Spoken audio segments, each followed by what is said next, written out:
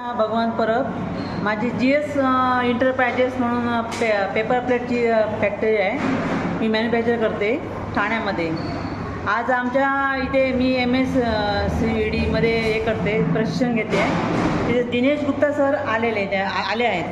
त्यांनी मला खूप माहिती दिली आम्हाला, बऱ्याच प्रकार बिझनेस कसा करायचा, मनीचा उपयोग कसा करायचा आणि आपलं स्ट्रॉंग कसं बनवायचं, आपला बिझनेस कसा ग्रो करायचा, कोणाबरोबर म्हणजे मोठ्या माणसांबरोबर ओळख ठेवायची, जाऊन भेटायचं त्यांना.